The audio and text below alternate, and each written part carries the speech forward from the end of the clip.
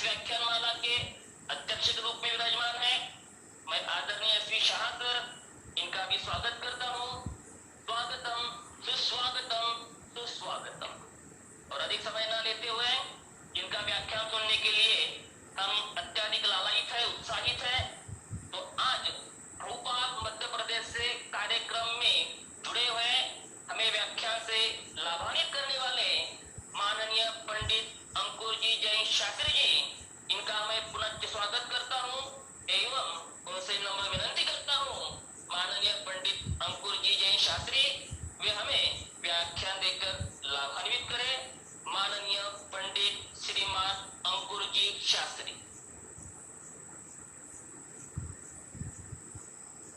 Hello, हाँ जी, आवाज आ रही है आपको? जी आवाज आ रही है जी, धन्यवाद। मंगलाचरण।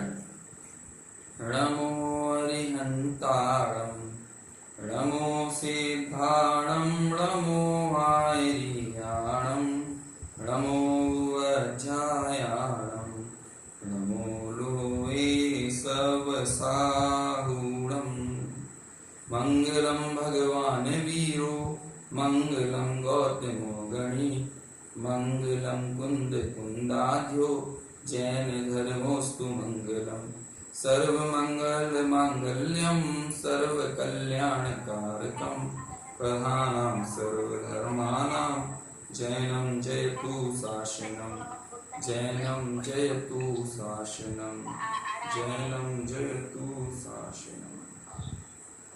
आपने आप में आपको वर लिया, चेतना को स्वयं मैं प्रकट कर लिया। हे विरागी प्रभु, हे महावीर जिन, आपके दर चरण मैं शतत नमन। आपके दर चरण मैं शतत नमन।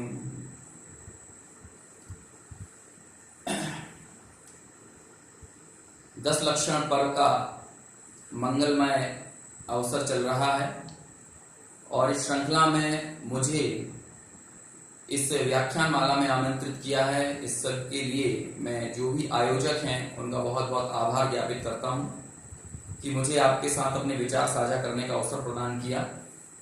खैर, समय काफी तेजी से निकल रहा है तो हम ज्यादा औपचारिकता न निभाते हुए सीधे अपने विषय पर आते हैं। उत्तम आकिंचन का आज दिवस है। ये जो 10 लक्षण पर्व है, दरअसल इसके विषय में हमको ये समझना चाहिए कि 10 लक्षण पर्व अर्थात ये किसी घटना अथवा किसी व्यक्ति विशेष से संबंधित पर्व नहीं है, बल्कि ये प्रत्येक व्यक्ति, प्रत्येक जीव मात्र से जुड़े हुए, आत्मिक भावों से जुड़े हुए ये पर्व हैं।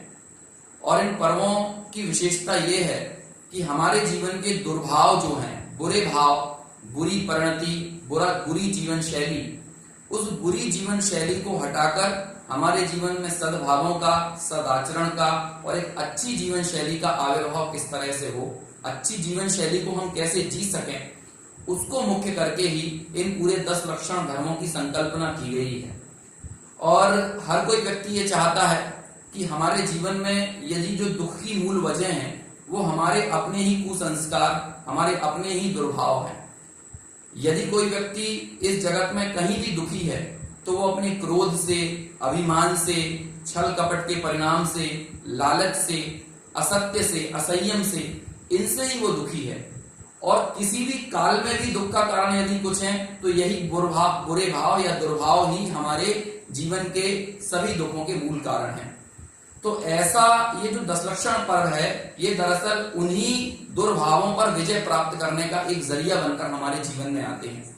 ये सिर्फ जैनों के पर्व हों या फिर ये सिर्फ दिगंबरों के हों या श्वेतांबर के हों, ऐसी बात नहीं है। क्रोध सबके लिए बुरा होता है, चाहे वो जैन हो, अजैन हो, भारतवासी हो, अमेरिका वासी हो, पाकिस्तान वासी हो, कहीं का भी रहने वाला हो, क्रोध सबके लिए बुरा है, हर काल में बुरा हो। आज से 100 साल पहले भी बुरा था और आज से 100 साल बाद भी बुरा है।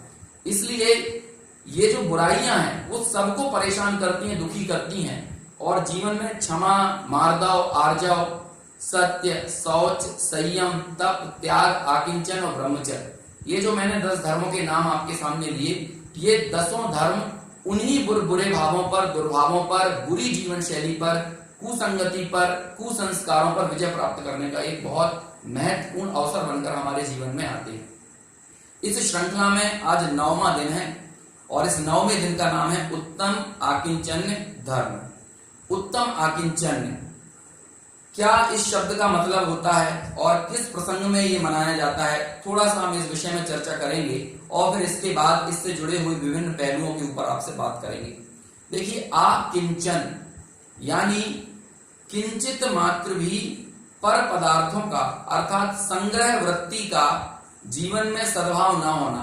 क्यों? क्योंकि जोड़ने की अभिलाषा, लालच के परिणाम, परिग्रह वृत्ति, परिग्रह यानी संग्रह वृत्ति, ये जो हमारे जीवन की प्रवृत्ति होती है, यही वास्तव में हमारी सबसे बड़ी मुसीबतों की, परेशानियों की और हमारी चिंताओं की वजह बनती है। क्यों? क्योंकि ये इस इंसान को बचपन से लेकर बुढ़ापे तक यदि कोई चीज समझ में आती है तो वो यही आती है कि वो कैसे ज्यादा से ज्यादा चीजों का संग्रह अपने जीवन में कर सके।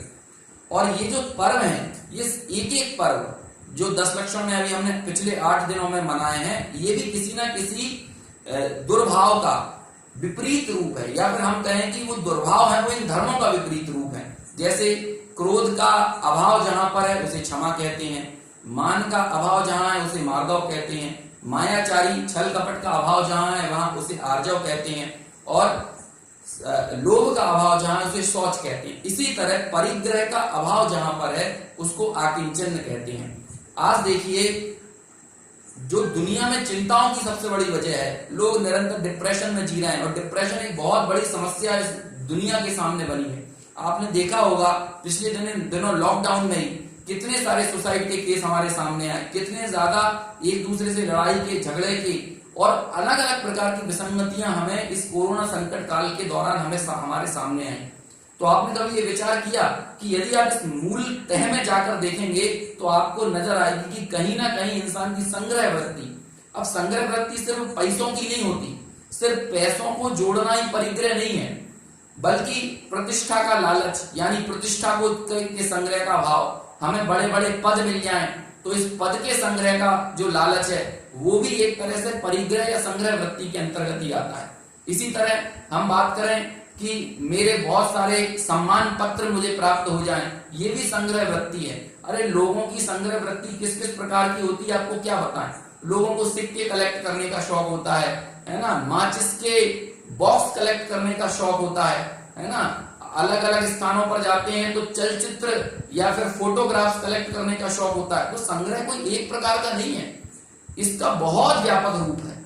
इसीलिए जो आचार्य हैं, जो विद्वान हैं, उन विद्वानों ने भी इस परिग्रह को 2 भागों में विभाजित किया है और उस परिग्रह मात्र के अभाव का नाम उत्तम आकिंचन्य धर्म है। तो क्या क्या होता है परिग्रह? तो परिग्रह के 2 भेद किए, सबसे पहले 2 भेद किए। पहला है बहिरंग परिग्रह और पहला है अंतरंग परिग्रह, दूसरा है बहिरंग परिग्रह। अंतरंग परिग्रह जो हमारे आत्मिक भावों से जुड़ा हुआ है और बहिरंग परिग्रह जो बाहर की वस्तुओं के संग्रह करने का परिणाम है वो बहिरंग परिग्रह कहलाता है। अब अंतरंग परिग्रह में क्या चीजें आती हैं कि भाई मिथ्यात्व यानी उल्टी मान्यता, हमारी गलत सोच, भ्रम, ये भी अंतरंग परिग्रह का हिस्सा है। क्रोध अंतरंग परिग्रह है, मान, अभिमान, ये जो कषाय है ये भी अंतरंग परिग्रह है। मायाचारी छल कपट का भाव ये अंतरंग परिग्रह है। लोभ अंतरंग परिग्रह है। इसी तरह 9 कषाएं, कौन सी है 9 कषाएं? हास्य, रति, अरति, शोक, भय, डरना, ये भी परिग्रह का हिस्सा है। शोक ये भी परिग्रह है, अंतरंग परिग्रह है। जुगुप्सा, घृणा, ग्लानि का भाव है ना, किसी भी तुच्छ व्यक्ति, छोटे आदमी को देखा या गंदी चीजों को देखा है ना, उससे ग्लानि करना, किसी की बीमारी को देखा उससे ग्लानि करना, गरीबों को देखा तो गरीबों को देखकर ग्लानि करना, ये सारी चीजें जो हैं ये सब अंतरंग परिग्रह के अंदर आती हैं। इसी तरह स्त्री वेद, पुरुष वेद, नपुंसक वेद, यानी जो काम वासना का भाव है ना। आज हम देखते हैं कि काम वासना भी इस पूरी दुनिया की बहुत बड़ी समस्याओं की जड़ है। आज हम देखते हैं कि महिलाओं की लोग इज्जत नहीं करते हैं, है ना।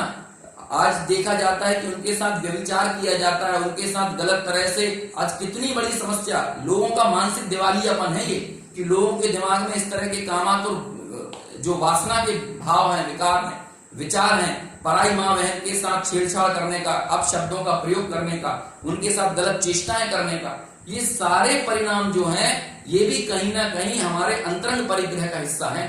खैर इस परिणाम के ऊपर तो पर्टिकुलर रूप से कल चर्चा होगी, जब ब्रह्मचर्य का दिन है। उस ब्रह्मचर्य में इसी तरह के काम वासना रूप विकारों को विजय प्राप्त करने का नाम वही ब्रह्मचर्य का हिस्सा कहा जाता है। उस पर मैं ज्यादा नहीं बोलूंगा, लेकिन ये जो अंतरंग परिग्रह है इसमें बहुत व्यापक है, बहुत इसमें कई चीजें गर्भित होती हैं।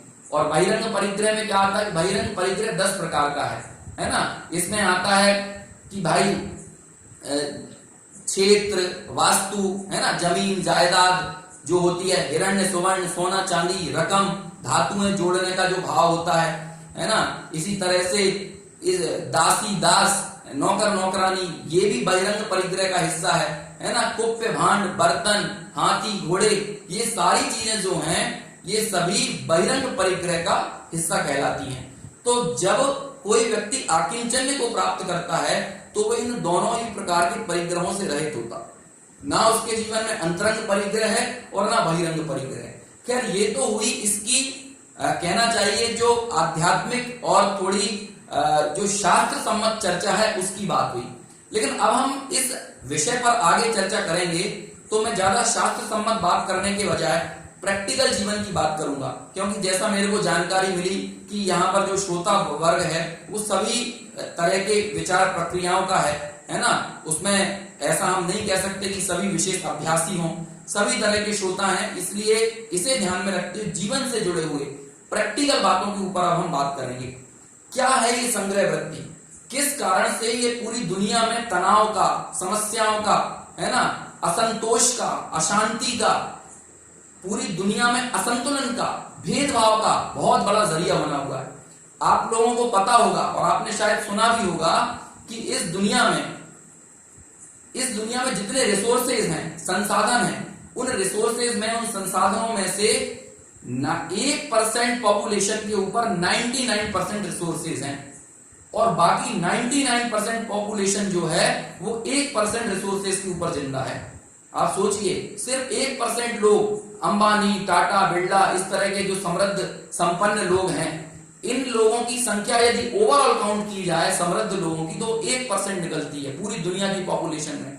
लेकिन वहीं यदि बात की जाए कि इन लोगों के पास रिसोर्सेज कितने हैं तो दुनिया के 99% रिसोर्सेज के ऊपर इनका कब्जा है। लेकिन जो पूरी 99% की आबादी है, आज हम हमारे हिंदुस्तान की बात करें तो 80% से ऊपर ज्यादा जो पॉपुलेशन है वो गरीबी रेखा के नीचे जीती है, उनके पास 2 वक्त का खाना नहीं है। आप अफ्रीका महाद्वीप में चले जाइए, वहां अनेकों लोग हैं जो गरीबी रेखा के नीचे जीने के लिए तैयार है, उनके पास अपनी मूलभूत जरूरतें नहीं है, बेसिक नीड्स को वो पूरा नहीं कर पा रहे हैं, रोटी कपड़ा और मकान उनके पास नहीं है। ये क्यों हुआ है? क्योंकि इस दुनिया में कुछ लोग जो प्रिविलेज्ड लोग हैं, जो विशेष अधिकार प्राप्त लोग हैं, उन लोगों ने अपनी संग्रह वृत्ति के कारण और जोड़ो और जोड़ो और जोड़ो, जोड़ने की भावना के कारण एक बहुत बड़ी आबादी को जो है वो रिसोर्सेज के बिना का कर दिया है। एक व्यक्ति के पास 10-10, 20-20 मकान है और एक व्यक्ति के पास रहने के लिए घर नहीं है। एक व्यक्ति ऐसा है जिसके तिजोरियां भरी हुई है, रुपया पैसे, करोड़ों रुपए से, हीरे, सोने चांदी जवाहरात से इसकी तिजोरियां भरी हुई हैं। एक व्यक्ति के पास एक वक्त का खाने को खाना नहीं है, रोटी नहीं है, रोटी का मोहताज है। आप लोगों ने कोरोना संकट काल के दौरान देखा होगा कि लोगों ने 1500 किलोमीटर पैदल चल कर गर्मी के महीने में, अप्रैल मई के महीने में अपने घर पर पहुंचने के लिए, उनके ऊपर छत आ जाए, उन्हें खाने के लिए भोजन मिल जाए, इस समस्या के लिए पूरे देश में पलायन हुआ। पूरे देश में लोग मुंबई से अपने गांव लौट रहे हैं, दिल्ली से अपने गांव लौट रहे हैं, बेंगलोर से, चेन्नई से, हजार 1500 किलोमीटर लोग पैदल चले अपनी मूलभूत जरूरतों को पूरा करने के लिए। छोटे छोटे से बच्चों को पैदल चलना पड़ा। क्यों? क्योंकि कुछ पॉपुलेशन ऐसी है जो चीजों को अपने हिस्से में अपने साथ जकड़ कर रखना चाहती है। उस व्यक्ति को कोई फर्क नहीं पड़ा लॉकडाउन से, उस व्यक्ति को कोई फर्क नहीं पड़ा कोरोना से, वो तो तब भी मजे से जी रहा था, अब भी मजे से जी रहा है। लेकिन जब भी समस्याएं आती हैं, जब देश में बाढ़ आती है, तब भी गरीब व्यक्ति को ही प्रताड़ित होना पड़ता है। जब ठंड आती है तब भी उन गरीबों को, संसाधन से विहीन लोगों को ही परेशान होना पड़ता है। जब ज्यादा ठंड पड़ती है, ज्यादा गर्मी पड़ती है, उन्हीं लोगों को समस्याएं होती हैं। क्यों? क्योंकि जो प्रिविलेज्ड लोग हैं, जो विशेष अधिकार संपन्न लोग हैं, उन लोगों के पास तो सारी सुख सुविधा है, ऐशो आराम है, आलीशान जिंदगी जीते हैं। ये सब क्यों हुआ? ये विसंगति दुनिया में क्यों बढ़ी? ये दुनिया में असंतुलन क्यों बढ़ा? एक के पास इतना ज्यादा है और एक के पास कुछ नहीं है। एक व्यक्ति दो, क्या वो इंसान नहीं है? क्या उसके अंदर फील नहीं है? उसे अच्छा बुरा सुख दुख उसको भाषित नहीं होता है? लेकिन ऐसा क्यों है? क्यों? क्योंकि कुछ लोगों ने अपनी संग्रह वृत्ति के कारण सब कुछ जोड़ लिया है, सब कुछ जोड़ लिया है। इनका बस चले तो ये पूरी दुनिया को अपने कब्जे में कर ले, अपनी दुनिया को अपने हिस्से में कर ले। लेकिन जब यदि किसी की मदद करने की, किसी के जीवन में भला सोचने की बात आती है तो किसी को समझ में नहीं आता। ये जो असंतुलन खड़ा हुआ, ये संग्रह वृत्ति के कारण खड़ा हुआ। दूसरी बात, भ्रष्टाचार दुनिया में जब जब जहां जहां खड़ा होता है वो संग्रह वृत्ति के कारण होता है। आज हम देखते हैं कि लाखों करोड़ों रुपया सरकार की तरफ से गरीबों के लिए, हितग्राहियों के लिए आता है, जो उसके बेनिफिशियरीज हैं उनके लिए आता है। लेकिन क्या होता है कि ऊपर से 100 रुपया निकलता है, नीचे तक आते आते 2 रुपया बचता है। ऐसा क्यों होता है? क्योंकि रास्ते में लोग अपनी स्वार्थी प्रवृत्ति के कारण सब कुछ पचा जाना चाहते हैं। इतना भ्रष्टाचार, इतना लूट, इतनी कालाबाजारी, इतनी लोगों के मन इतने काले हो गए हैं कि आज उसके कारण वो सारी चीजों को अपने कब्जे में, अपने हित में रखना चाहते हैं। कौन सी चीज इसमें महत्वपूर्ण है? इसमें भी उनकी संग्रह वृत्ति का ही सबसे बड़ा दोष है। सब कुछ जोड़ कर रखना चाहते हैं। हमें अपनी बीवी, अपना बच्चा ये तो दिखते हैं, लेकिन वहीं दूसरों के बच्चों पर हमारी नजर नहीं आती। क्यों? क्योंकि हमारी संग्रह वृत्ति हमारे ही स्वार्थ पर केंद्रित है। हमें हमारे परिजनों का तो ख्याल दिखता है, लेकिन अन्य लोग हमारे लिए कीड़े मकोड़े जैसे दिखते हैं। किसके कारण ये हुआ है? क्यों ऐसी प्रवृत्ति हुई है? ये सारा असंतुलन क्यों बढ़ा है? इसका जिम्मेदार आप तटस्थ नहीं हो सकते, आप साइड में नहीं बैठ सकते कि मैं अकेला क्या कर सकता हूं। अरे भाई, प्रत्येक व्यक्ति की कषाएं, उनका क्रोध, उनका अभिमान, उनकी मायाचारी, उनके लालच का परिणाम, उनके संग्रह वृत्ति, परिग्रह वृत्ति, उनका असंयम, उनका अत्याग, उनका आतप, ये सारी जो विपरीत प्रवृत्तियां हैं, विपरीत भाव हैं, उसके कारण ही इस जीव को, इस पूरी दुनिया में असंतुलन, भ्रष्टाचार, है ना, और जितनी विसंगतियां आपको नजर आती हैं, ये उसके कारण ही नजर आती हैं। ये तो हुई बात उन विसंगतियों की जो हमको दुनिया में बाहर नजर आती हैं। लेकिन इस संग्रह वृत्ति के कारण हमारी क्या दिक्कतें हैं? हम किस तरह परेशान होते हैं, जरा इसका भी हम थोड़ा विचार करें। हमें ये क्यों परेशान करती है? आज आप देखिए, हम इतने अपने हृदय में लालच से भरे हुए हैं कि हमारा मन करता है कि मेरा 20 लाख का पैकेज हो, 50 लाख का पैकेज हो, 1 करोड़ का पैकेज हो। जब व्यक्ति उस अपने डिजायर को, अपनी इच्छा को पूरा नहीं कर पाता तो वो डिप्रेशन में चला जाता है। उसके जीवन में संतोष नहीं है। उसे जो मिला हुआ है वो ये नहीं सोचता कि जो प्राप्त है वही पर्याप्त है। उसके दिमाग में ये सोच नहीं चलती। उसे जो कुछ मिला है उसे उसमें खुशी नहीं है। वो अपने उपलब्ध संसाधनों को भोगना नहीं चाहता, बल्कि जो चीज उसे उपलब्ध नहीं है उसकी लालसा करता रहता है, उसको जोड़ने के ख्याल में डूबा रहता है। आज हम देखते हैं कि दुनिया की 70% पॉपुलेशन कहीं ना कहीं, किसी ना किसी रूप में डिप्रेशन से ग्रसित है। अमेरिका तो इतना संपन्न और इतना समृद्ध देश है ना, लेकिन वहां का लोग भी क्यों डिप्रेशन में परेशान हो रहा है? वहां तो एब्सोल्यूट पॉवर्टी नहीं है, वहां पर तो रिलेटिव पॉवर्टी है। ये क्या होता है एब्सोल्यूट पॉवर्टी और रिलेटिव पॉवर्टी? इंडिया में एब्सोल्यूट पॉवर्टी है, निरपेक्ष गरीबी, यानी यहाँ पर 80 करोड़ लोग सीधे गरीब हैं, 85 करोड़ लोग, 80-85 करोड़ लोग ऐसे हैं जिन्हें 2 वक्त का खाना नहीं है।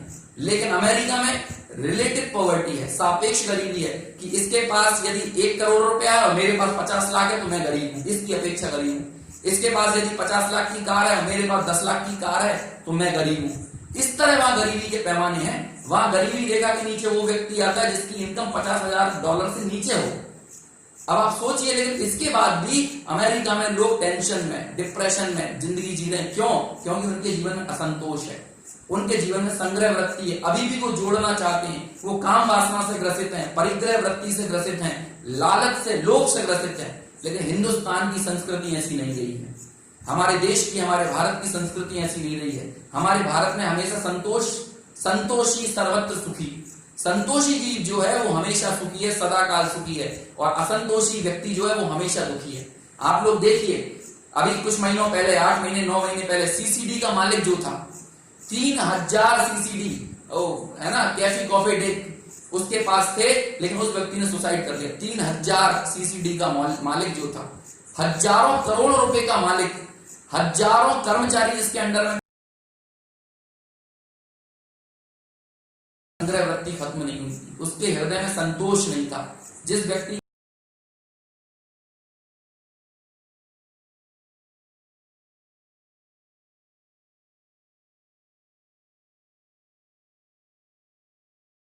कोशिशें करते हैं, जब हम वहां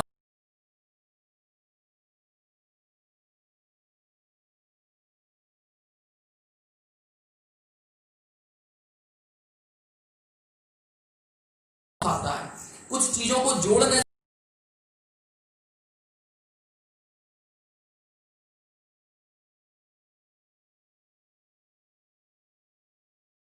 बहुत अच्छे लेखक हुए हैं हिंदी साहित्य,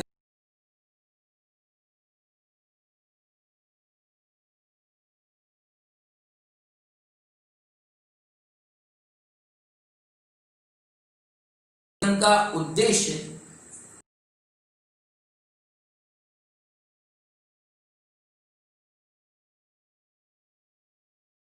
आज हम सब लोग दौड़ने पर यकीन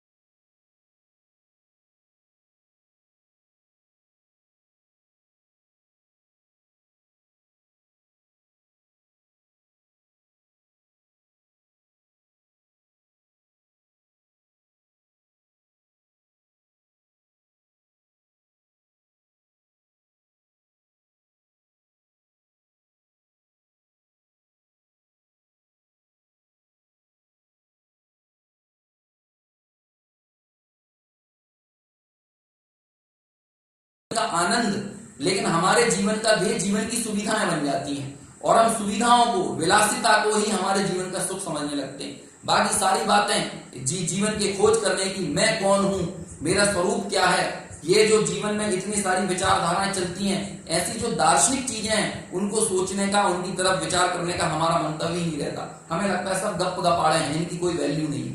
अरे भाई, हमको पता नहीं चलेगा ये जो अमूल्य जीवन था ये ऐसे ही बर्बाद हो जाएगा। इसमें हमें हमारे जीवन का अनुसंधान करना था, लेकिन इस जीवन को हम यूं ही बर्बाद कर सिर्फ वस्तुओं को, विलासिता में सामग्रियों को इकट्ठा करने में बर्बाद कर देंगे। आज हम देख रहे हैं कि हमारे सामने कई लोग असमय ही, कोरोना के कारण असमय ही मृत्यु के काल के गाल में उनको समाना पड़ रहा है। अब सोचिए कि ऐसी क्या मौत हम लोगों को क्या थोड़ा नॉक कर आएगी हमारे जीवन में, क्या दस्तक देकर हमारे जिंदगी में आएगी? अरे हमें पता नहीं है। हमारे सामने अच्छे भले लोग सुबह हमसे मुलाकात करते हैं, ठीक रहते हैं, शाम को पता चलता है कि उनकी मृत्यु हो गई। क्या इस तरह से हम अपने आप को ये समझ बैठे हैं कि हमारा ये जो शरीर है, ये जो हमारी पर्याय है, ये हमारे साथ अनादि अनंत तक रहेगा? अरे ये किसी महान ध्येय के लिए हमें प्राप्त हुआ है और उस ध्येय की प्राप्ति करने के लिए ही सभी महान धर्म ग्रंथों में बातें लिखी गई हैं जो हमें उस दार्शनिक दृष्टिकोण की तरफ लेकर जाना चाहती हैं। लेकिन हम उस तरफ कभी विचार नहीं करते हैं और हमारा जीवन सिर्फ वस्तुओं को जोड़ने में, संग्रह करने में, इकट्ठा करने में, यही परिग्रह वृत्ति के कारण हम हमारा पूरा जीवन बर्बाद कर देते हैं। दुनिया में परिग्रह सभी दुखों का मूल है और अकिंचन सभी सुखों का मूल है। एक पंक्ति आती है, चाह गई चिंता गई मनुआ बेपरवाह, और जिन्हें कछु नहीं चाहिए ते नर शहंशाह। जिन लोगों की चाह चली गई, मतलब इच्छाएं चली गई, चिंता चली गई, चाह गई चिंता गई। क्यों? क्योंकि चिंताएं इच्छाओं के कारण है। आप जितनी इच्छाएं करेंगे, चिंताएं भी उतनी ज्यादा वृद्धिंगत होंगी। और वो चिंताएं किसकी हैं, इच्छाएं किसकी हैं? चीजों को इकट्ठा करने की। मैं एक और घर बना लूं, मैं एक और गाड़ी खरीद लूं, मेरा सैलरी पैकेज इतना हो जाए, मैं ऐसे घर से जब बाहर निकलूं, आज देखिए लोगों को इसी तरह की प्रेरणाएं दी जाती हैं। आज ये जो मैं बात आपके लिए कर रहा हूं, आप में से कई लोगों को हो सकता है ये लग रहा हो अरे फालतू बातें हैं, ऐसा रहेगा तो हमारे जीवन में कुछ एम्बिशन ही नहीं होगा। अरे भाई एम्बिशन किसे कहते हैं उसको समझिए। जब हम संतोष के साथ जिएंगे तो बाहर में भी अच्छी उपलब्धियां हासिल कर पाएंगे, लेकिन जब हम डिप्रेशन में जिएंगे, चिंताओं में जिएंगे, इच्छाओं से भरे रहेंगे तो हमारी जो ऊर्जा है वो गलत रास्ते पर जाएगी। हमारी ऊर्जा का कभी हम अच्छा यूज नहीं कर पाएंगे, वो कभी पॉजिटिव उसका यूज नहीं हो पाएगा, वो नेगेटिव एनर्जी हमेशा जनरेट करेगी। और जब आप नेगेटिव एनर्जी जनरेट करेंगे तो आप लौकिक क्षेत्र में भी अच्छा कैसे कर सकते हैं। आप देखिए जितने लोग महान हुए हैं उन महान लोगों के जीवन में भी आपको त्याग, संयम, संतोष नजर आएगा। लेकिन जो लोग भी डिप्रेशन के शिकार हुए हैं और अंततः उन लोगों की नेगेटिव ऊर्जा के कारण या तो वो खुद उनकी हालत खराब हो गई या उन्होंने दूसरे लोगों के जीवन को मुश्किल कर दिया। आज हत्या, लूट, चोरी, ये सारी चीजों की वजह आपस में एक दूसरे के साथ वैमनस्य, एक दूसरे के साथ द्वेष, इन सारी चीजों की वजह यदि कोई आप अंदर मूल में जाकर देखेंगे तो कुछ ना कुछ जोड़ने का भाव, मैं कुछ जोड़ लूं, मैं कुछ इकट्ठा कर लूं, मैं कुछ अर्जित कर लूं। ये जो अर्जित करना, इकट्ठा करना, आज आप देखेंगे ऑफिसेस के अंदर कलीग एक दूसरे की फूटी आंख नहीं सुहाते हैं। ऐसा लगता है कि इसकी यदि सैलरी बढ़ जाती है तो मेरी छाती पर सांप लौट जाते हैं। क्यों होता है? क्यों? क्योंकि हम कुछ ना कुछ इकट्ठा करना चाहते हैं, जोड़ना चाहते हैं। ये जो जोड़ने का भाव है ये हमको दुखी बनाता है और हमको लगता है कि शायद कोई अमुक चीज मिल जाएगी तो मैं सुखी हो जाऊंगा।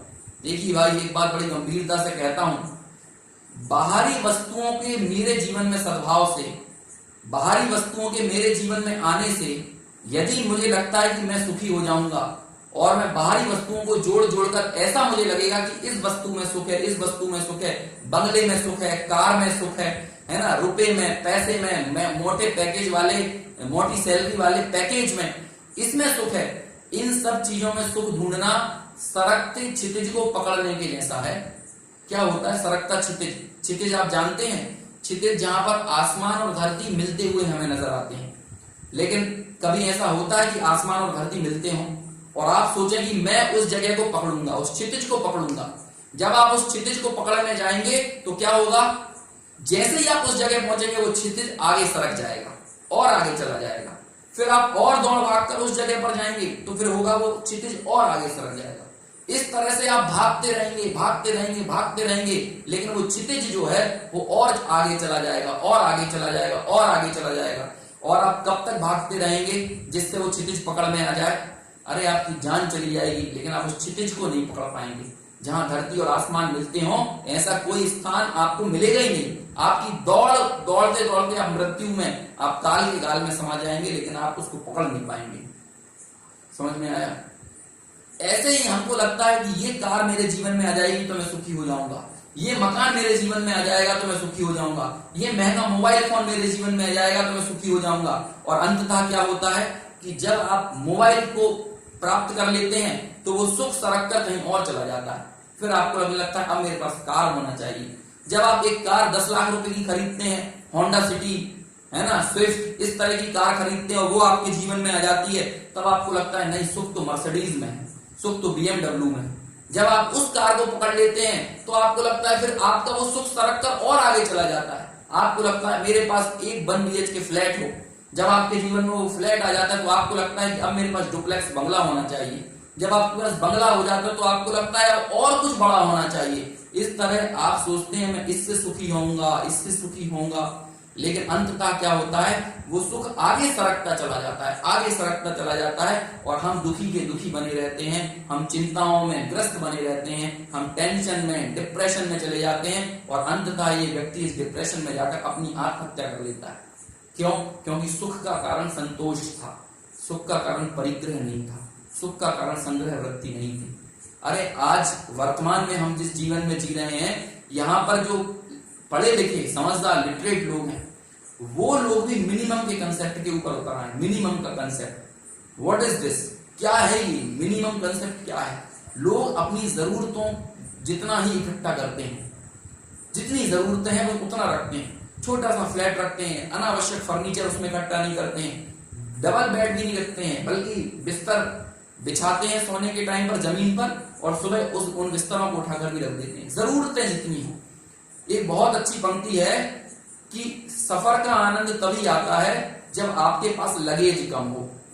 समझ में आया?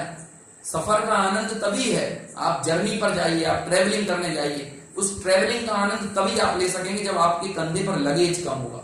यदि लगेज ज्यादा होगा, उसकी रक्षा करने का भार आपके सिर पर रहेगा, तो फिर आप कभी भी सफर का, ट्रेवलिंग का आनंद नहीं ले पाएंगे। इसी तरह जिंदगी का आनंद भी उसे मिलता है जो अपनी जरूरतों जितनी वस्तुओं के साथ अपना जीवन यापन करता है, जिसके जीवन में अधिक संग्रह वृत्ति नहीं होती है, जो ज्यादा जोड़ने के भाव से ग्रसित नहीं रहता है। तो फिर आखिर हमें करना क्या है? हमारे जीवन का ध्येय, हमारे जीवन का उद्देश्य क्या होना चाहिए? भाई, हमारे महान संतों ने, हमारे आचार्यों ने, हमारे भगवंतों ने, महापुरुषों ने जो हमारा पथ प्रदर्शन किया है, हमारा दिग्दर्शन किया है, वो इसी तरफ किया है कि हम लोगों को हमारे जीवन में हमारे अपनी खोज करना है। मैं कौन हूं? क्या मैं इस शरीर मात्र ही हूं? क्या ये जो फिजिकल, जो मेरा एग्जिस्टेंस नजर आ रहा है, ये जो भौतिक संरचना नजर आ रही है, बस इतनी ही मेरा जीवन शैली है, इतना ही मेरी जिंदगी है?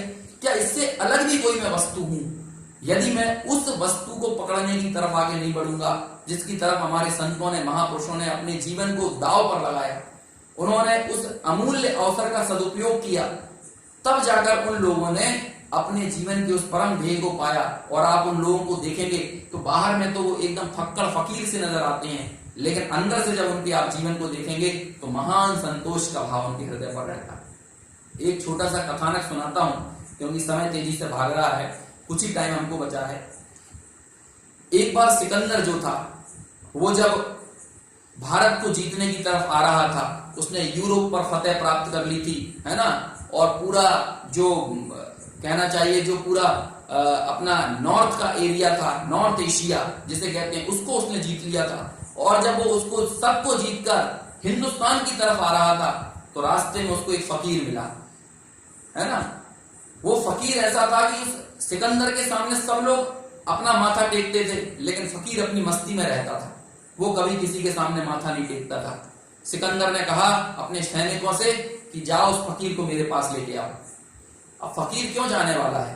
तो फकीर ने उसके सैनिकों से बोल दिया कि सिकंदर को मेरी जरूरत है, तो सिकंदर से कहो वो यहां आ जाए, मैं उसके पास जाने वाला नहीं हूं। सैनिक लोग भी आश्चर्य में पड़ गए, ये शायद फकीर पागल है, ये जानता नहीं है कि सिकंदर को मना कर रहा है। जिस सिकंदर के सामने पूरी दुनिया सिर झुकाती है, उस सिकंदर को ये फकीर मना कर रहा है कि मैं उसके पास नहीं जाऊंगा, उसे आना है तो वो मेरे पास आए। सिकंदर भी आश्चर्य में पड़ गया जब सैनिकों ने ये बात बताई कि जिस सिकंदर से पूरी दुनिया डरती है, उसके सामने ये फकीर आने से मना कर रहा है।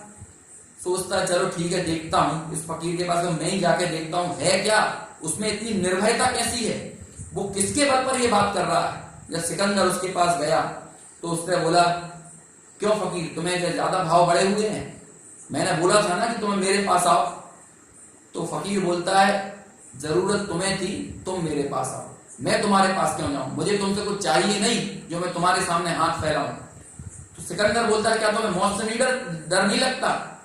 तो वो कहता है नहीं लगता, लो मार दो, मैं ये खड़ा हूं तुम्हारे सामने। अब जिस व्यक्ति को मौत से डर नहीं लगता हो, उससे पूरी दुनिया डरती है।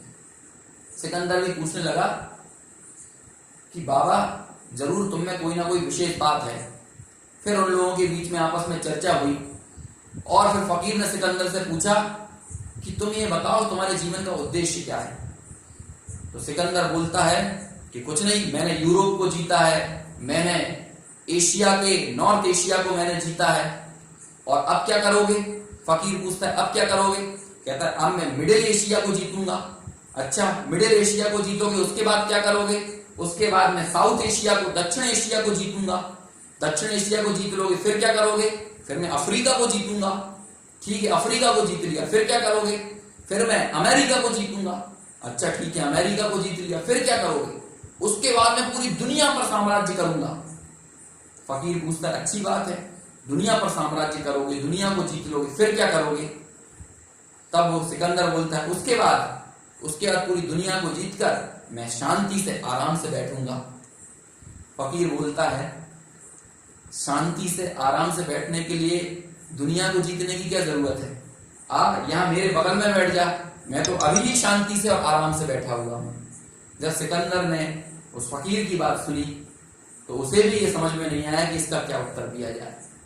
और अंततः हम लोग सभी सिकंदर की कहानियों को सुनते हैं कि जब सिकंदर की मृत्यु हुई तो उसने कहा कि मेरे जो हाथ हैं वो मेरे जनाजे से बाहर निकाल देना, जब मेरी अर्थी ले जाई जा रही हो तो मेरे हाथों को बाहर निकाल देना। इस तरह लोगों को दिखना चाहिए ताकि लोगों को पता चले कि जीवन भर सिकंदर ने कुछ ना कुछ इकट्ठा किया, पूरी दुनिया को जीता, लेकिन जब मरा तो खाली हाथ ही जा रहा है। ऐसे ही हम लोग भले ही कितना ही जोड़ने के जुगत में लगे रहें, कोशिशों में लगे रहें, प्रयास करते रहें, लेकिन अंततः इस दुनिया की किस वस्तु को हम हमारे साथ लेकर जाएंगे? हमारा ज्ञान, हमारा विवेक, हमारा अच्छा आचरण, हमारे मीठे बोल, हमारी अच्छी वाणी, लोगों के साथ किया गया हमारा अच्छा व्यवहार, यही हमारी वास्तविक पूंजी है। और जब हम इस पूंजी को भूलकर हम बाहरी पूंजी के चक्कर में पड़ते हैं तो हम परिग्रह में लगे रहते हैं। लेकिन जब हम हमारी अंतरंग पूंजी को समझते हैं, हम हमारे स्वभाव को समझते हैं, हम क्षमा, मार्दव, आर्जव, सत्य, शौच, संयम, तप, त्याग, आकिंचन और ब्रह्मचर्य को समझते हैं तो हमारा जीवन संतोष से और शांति से भरा जाता है, हम सुख की ओर आगे बढ़ते हैं। मित्रों, बहुत संवेदनशीलता के साथ और गंभीरता के साथ आपसे बात करना चाहूंगा। आप लोग अपने जीवन में अलग अलग रास्तों पर जाएंगे, लेकिन यदि आपके हृदय में संतोष नहीं होगा तो आप कितना भी कुछ अर्जित कर लीजिए, आपका माथा हमेशा टेंशन में भरा रहेगा, आपके दिमाग में हमेशा चिंताएं रहेंगी। और आप जब चिंताओं में ग्रसित रहेंगे तो आपकी एनर्जी का जो प्रवाह है, एनर्जी का फ्लो है, ऊर्जा का प्रवाह है, वो हमेशा नकारात्मक दिशा में जाएगा, वो हमेशा नीचे की ओर जाएगा, वो कभी भी ऊपर की ओर नहीं जाएगा। एक अंग्रेजी फिल्म मैंने बहुत पहले ऐसी देखी थी, उसका नाम था लूसी। उसमें इस बात के ऊपर चर्चा की गई थी कि भाई जीवन में ज्ञान की वृद्धि कैसे होती है। तो वहां पर एक संवाद आता है कि जब हमारे जीवन में इच्छाएं, दर्द और भय, इच्छा, भय और दर्द, डिजायर, फियर एंड पेन, ये तीन चीजें जैसे जैसे खत्म होती जाती हैं वैसे वैसे हमारा ज्ञान वृद्धिंगत होता जाता है। और जैसे जैसे इच्छाएं, पेन एंड फियर, डर, ये तीन चीजें जैसे जैसे बढ़ती जाती हैं हमारा ज्ञान कमजोर होता जाता है, हमारे सोचने समझने की सामर्थ्य कमजोर होती जाती है। और अंततः ये स्थिति बनती है जब आपका ज्ञान खत्म हो जाता है, आप ज्ञान शून्य हो जाते हैं, आपकी बुद्धि काम करना बंद कर देती है, तो आप लोग बहुत, दुनिया का प्रत्येक व्यक्ति डिप्रेशन में चला जाता है। वो ना अपने जीवन को समझता है, ना अपने आसपास के लोगों के जीवन को समझता है। आप ये समझिए, ये जो 9वें नंबर का धर्म है, हम लोग जब 10 धर्म की पूजा पढ़ते हैं तो उसमें भी ये बात आती है, उत्तम, क्षमा, मार्दव, आर्जव भाव है, सत्य, शौच, संयम, तप, त्याग उपाव है। और जब ये 8 धर्म हो जाते हैं उसके बाद आकिंचन्य, ब्रह्मचर्य, धर्म 10 सार है। मतलब 10 धर्मों का सार यदि कुछ है तो वो आकिंचन्य और ब्रह्मचर्य है। जैसे आप दूध को फेंटते हैं, दूध को गर्म करते जाते हैं और फेंटते जाते हैं तो आखिर में ऊपर मलाई आ जाती है, रबड़ी आ जाती है ना। बारंबार फेंटने के बाद वो रबड़ी, वो मलाई, जो सार है उस दूध का, वो सार आपको प्राप्त होता है। ऐसे इन 10 धर्मों की आराधना करते हुए जब हम 8 दिवस तक 8 धर्मों की आराधना करते हैं तो इन धर्मों का सार हमें जीवन में मिलता है, वो है आकिंचन और ब्रह्मचर्य। ये आकिंचन और ब्रह्मचर्य दरअसल एक सिक्के के ही 2 पहलू हैं। जब आप पर से निवृत्ति की बात करते हैं तो आकिंचन धर्म कहने में आता है, और जब आप स्वाम प्रवृत्ति की बात करते हैं तो यही ब्रह्मचर्य धर्म कहने में आता है। इस तरह हमारे जीवन में ये दोनों जो धर्म के 10 सार कहे गए हैं, ऐसे आकिंचन और ब्रह्मचर्य का सद्भाव हो, हम हमारे जीवन में परिग्रह वृत्ति, संग्रह वृत्ति को छोड़ें, संतोष को धारण करें, हमारी जरूरतों के मुताबिक ही जिएं, और जो इससे ज्यादा है वो दूसरों की मदद में, दूसरों के जीवन को सुधारने में, उचित दान देने में इत्यादि रूप से खर्च हो, और हम हमारे हृदय में संतोष रखकर अपने जीवन का अनुसंधान करें। मैं कौन हूं, इस बात का निर्णय करें, अपना असली परिचय प्राप्त करें। क्योंकि ये जो परिचय है ये तो इस पर्याय का परिचय है। ये तो समझिए कि अलग अलग दिशाओं से पंछी उड़कर आते हैं और वो रात को एक पेड़ के ऊपर ठहर जाते हैं, और जैसे ही सुबह होती है तो सारे पंछी अलग अलग दिशाओं में चले जाते हैं। ऐसे हम भी विभिन्न गतियों से भ्रमण करते हुए इस मनुष्य पर्याय में आए हैं और अंततः क्या होगा कि हम इस पर्याय को छोड़ जाएंगे, ये नर्तन ऐसे ही चला जाएगा और हम फिर पुनः अलग अलग गतियों में चले जाएंगे। इसे अपनी धर्मशाला समझे, इसे अपना घर नहीं समझे। हमारा वास्तविक घर, हमारा गंतव्य वो तो मोक्ष है, वो तो सिद्धशिला है, वो निर्वाण की प्राप्ति है। ऐसे उस निर्वाण की प्राप्ति करने के लिए हमें अपरिग्रही होना जरूरी है, हमको अकिंचन धर्म का धारी होना जरूरी है। ऐसा अकिंचन धर्म, अपरिग्रह स्वभाव हम सबके जीवन में प्रकट हो, इस मंगल भावना के साथ मैं अपने इस वक्तव्य को यहीं विराम देता हूँ। आप लोगों के द्वारा दिया गया जो निर्धारित समय था वो यहाँ पर पूर्ण हो गया है, इसलिए मैं अपने वक्तव्य को विराम देता हुआ सबके कल्याण की मंगल भावना यहाँ पर भाता हूँ। आप लोगों ने मुझे ये जो अवसर प्रदान किया उसके लिए मैं सभी का बहुत बहुत आभारी हूँ। जिन लोगों ने भी मुझे ध्यानपूर्वक सुना उनका भी मैं बहुत बहुत आभारी हूँ। धन्यवाद। सादर जय जिनेन्द्र।